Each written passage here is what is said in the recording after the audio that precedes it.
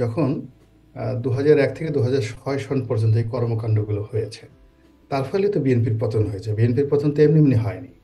আবার আওয়ামী লীগের পতন হলো কেন? ২০০৯ সন থেকে ২০২৪ সন পর্যন্ত সুদীর্ঘ সময় ধরে পুলিশ বলেন, সিভিল সার্ভিস বলেন, তারা এই দলীয় পাণ্ডাদের কুকর্মের সাথে তারা একত্র হয়ে গেছে। তারা একসাথে তাস খেলেছে, পাশা খেলেছে, ক্যাসিনো খেলেছে, জুয়ার টাকা ভাগাভাগি করেছে, চাঁদার টাকা ভাগাভাগি করেছে এবং আলাদা আলাদা সমস্ত কাজকর্ম করেছে। এমনকি পলিটিক্যাল যারা লিডার, মন্ত্রী এমপিদের সঙ্গে একসাথে বসে তারা ড্রিঙ্কস করেছে, গভীর রাত পর্যন্ত তারা টাকা ভাগাভাগি করেছে। এই যে সাবেক স্বরাষ্ট্রমন্ত্রী সম্পর্কে যে সকল কথাবার্তা শোনা যায়, এটা তো বাস্তব। তাহলে যে কারণে এত বড় একটা ডিজাস্টার হয়ে গেল, পলিটিক্যাল ডিজাস্টার হলো, তো সেখান থেকে এখন নতুন যারা আসছে তারা শিক্ষা গ্রহণ করবেন এবং তারা ভালোভাবে চলবেন এবং দলকে তারা উপকার করবেন। কিন্তু তা না করে তারা যদি সেই আগের আওয়ামী লীগের মতো, আগের ছাত্রলীগের মতো করে, তাহলে কি হচ্ছে?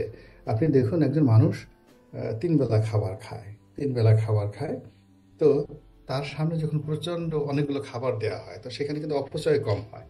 তো ছাত্রলীগ যুবলীগ যে অপকর্মগুলো করতে করতে করতে করতে করতে এমন অবস্থা, দে আর ফুলফিল্ড।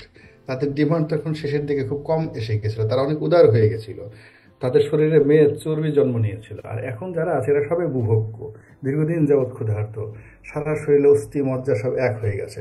তো যখন এই যে জনগণের সহায় সম্পত্তি, এই জিনিসগুলো তারা যখন চোখের সামনে পাচ্ছে, সব পাগল হয়ে গেছে।